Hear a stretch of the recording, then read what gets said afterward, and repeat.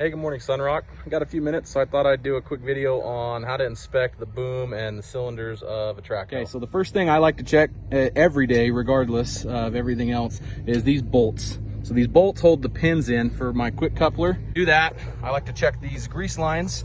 So those little pucks right here, those are the hard grease lines for that pin. I like to check, make sure those are good. I clean the grease away from them so you can see, make sure they're not broken. Working your way up, you want to check the nuts, make sure that they're both tight together at least so they can't back out, because that's what holds the pin in for this main cylinder.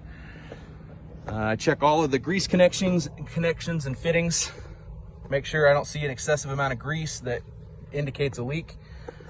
The other thing you can do is the cylinder, I have it pretty much boomed out all the way, and I like to run my hand over it and feel anything, because what happens is, as you can see, this one's got a couple of little scars in it.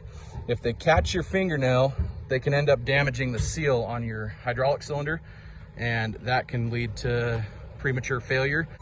I like to check, make sure all the connectors are tight and in. And then you want to check these lines, make sure there's no nicks or gouges or anything in them.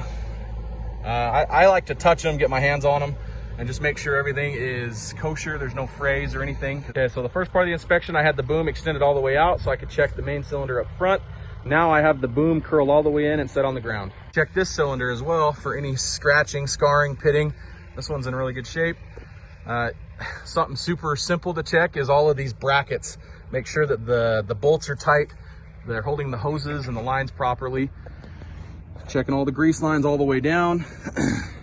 Check your pins. I like to scrape the grease off and check the pins, make sure that they're actually getting grease inside, in between. More electrical connections to check. And then I just like to visually make sure that the zip ties and everything holding the lines together are there. Come down here, this is like the main hub where the grease is distributed for the boom. You want to check all those. Another good one to check, make sure that grease line is good. That's another one for the pin.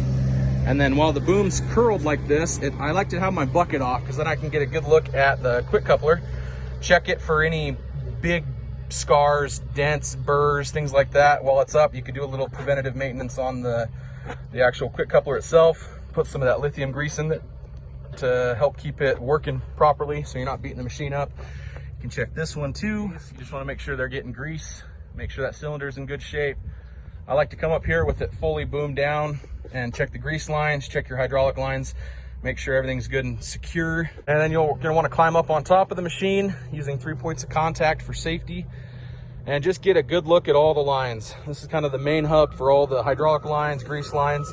Just make sure you don't see excessive amounts of grease hanging out. You can see on the top, this is actually quite clean because there's no grease dripping up here. Just make sure you don't see any grease, loose connections. Make sure the bolts are holding the lines down really secure. And then you can just work your way out and do the rest of your inspection, checking your turntable, hydraulic fluid. You can check your oil while you're up here. Another good thing to do, there's a lot going on in here, and it helps when you know a little bit about your machine, but you can kind of take a good visual inspection on all the lines. Make sure none of them are frayed or getting pinched, make sure the clamps are holding them where they're supposed to be, and just get a good look at everything. Okay, so just a recap on everything that we've gone over today. Make sure you check all the grease lines, make sure all the hydraulic lines are secured, that they're in good shape, they're not frayed or pinched. Make sure all of your pins and either the nuts or the bolts that are holding those pins in are tight and secure to prevent failure. Make sure your cylinders are in good shape, that there's not any excessive scarring or pitting or scratches in those. And just, it's important to get eyes on everything that you can visually with this machine. All right, Sunrock, that concludes this inspection tutorial. Let's work hard and work together to make sure we take care of our equipment and that we inspect these each and every day. Thank you.